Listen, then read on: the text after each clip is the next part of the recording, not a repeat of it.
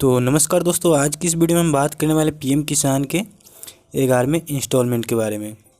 जिन लोगों का 11वां इंस्टॉलमेंट नहीं मिला उनको कैसे मिलेगा और क्यों नहीं मिला है, सारी जानकारी आप लोगों को इस वीडियो में मिलने वाली है। और लाइव आप लोगों को दिखाऊंगा कि पीएम किसान का जो 11वां किस्त है वो डाल दिया गया है। तो चलिए यहाँ पे हम चेक करके सबसे पहले आपको दिखाते हैं, उसके बाद बताते हैं।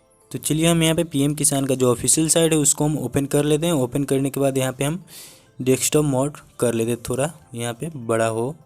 चलिए अब आपको सबसे पहले क्या करना है, बेनिफिशियरी स्टेटस आपको चेक कर लेना अपना कि आपका स्टेटस क्या दिखा रहा है। तो उस पर क्लिक कर देंगे। उस पर क्लिक करने के बाद आपको यहाँ पे आधार नंबर डालना है और गेट डाटा पे क्लिक कर देना है। गेट डाटा पे क्लिक कीजिएगा तो कुछ इस प्रकार का इंटरफेस यहाँ पे आ जाएगा। तो यहाँ पे आप लोगों को चेक करना है। तो सबसे पहले मैं आप लोगों को यहाँ पे दिखा देता हूँ इंस्टॉलमेंट जो अपडेट हो गया वो यहाँ पे देख लीजिए। यहाँ पे 8वां इंस्टॉलमेंट, क्योंकि इनका जो है ये नाम जो है बाद में डाला था 3 इंस्टॉलमेंट मिलने के बाद, तो यहाँ पे 8वां दिखाएगा। तो जिनका 11वां होगा वो उनका 11वां दिखा देगा, या फिर जिनका अभी 1 महीने 2 महीने पहले होगा तो उनका पहला दूसरा दिखाएगा। ठीक है, तो यहाँ पे ये देख लीजिए, यहाँ पे बैंक का नाम आ जाएगा से installment payment done, State Bank का नाम आ जाएगा। उसके बाद अकाउंट नंबर का लास्ट डिजिट, उसके बाद यहाँ पे डेट दे देगा। डेट देख लीजिए 1/6/2022, यानी कि 1 तारीख को डाला गया है। उसके बाद यहाँ पे नंबर क्या है, UTR नंबर। ठीक है, तो यहाँ पे देख लीजिए कभी कभी FTO बिल भी जनरेट लिखा रहता है, कभी कभी नहीं लिखा रहता है, लेकिन पेमेंट यहाँ पे डाल दिया गया है। तो चलिए इनका तो पेमेंट डला गया। अब जिनका पेमेंट नहीं डला है वो उनका पेमेंट क्यों नहीं डला है, तो वो कैसे चेक करेंगे कि उनका पेमेंट नहीं डला है। और कभी कभी होता है कि आपके मोबाइल नंबर पे मैसेज भी नहीं आता है, आप अपने बैंक से जाके चेक कर सकते हैं, या फिर आप अपने आधार कार्ड से वेरीफाई किए हैं।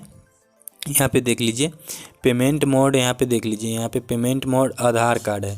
ठीक है, तो आधार कार्ड पेमेंट मोड रहता है। तो इसमें क्या होता है कि आधार कार्ड से आपके जितने भी बैंक जुड़े रहते हैं उनमें से किसी भी बैंक में आपका जो है पेमेंट भेज दिया जाता है। ठीक है, तो आप अगर आपके पास 1 से 2 अधिक खाते हैं तो आप किसी भी खाते में जाके चेक कर सकते हैं, अदर खाते में यहाँ पे दिखा देगा। या फिर यहाँ पे पेमेंट का जो लास्ट नंबर है अकाउंट का वो भी यहाँ पे दिखा रहा है। ठीक है, तो इसके मदद से आप अपना चेक भी कर सकते हैं कि आपका कौन बैंक में डाला गया है। बैंक का नाम भी आ रहा है।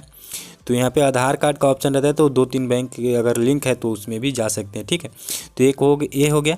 अब यहाँ पे आपको देख लीजिए आधार नंबर इज वेरीफाइड होना चाहिए, तभी जाके आपके पेमेंट जो है आपके खाते में आएंगे। ठीक, पहला अगर आधार नंबर यहाँ पे वेरीफाइड नहीं होता है तो आपका जो पेमेंट है वो आपका पेमेंट अटक जाएगा, वो पेमेंट नहीं आएगा आपके अकाउंट में। ठीक, उसके बाद अभी यहाँ पे ऊपर भी देख लीजिए, ऊपर है PFMS, ये भी वेरीफाइड होना चाहिए। ठीक है, farmer record has been accepted by PFMS या बैंक, तो ये आपका भी ये वेरीफाई होना चाहिए। ठीक, यहाँ पे दिखाएगा।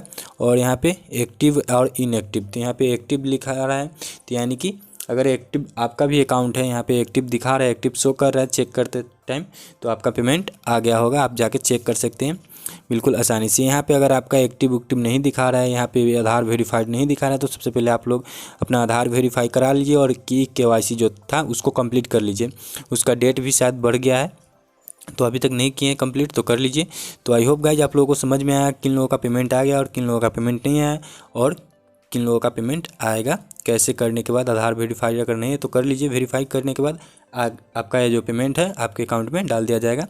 तो आई होप गाइज आप लोगों को वीडियो अच्छा लगा तो एक लाइक कीजिए, चैनल पे फर्स्ट टाइम सब्सक्राइब कीजिए। मिलते हैं नेक्स्ट वीडियो में, तब तक के लिए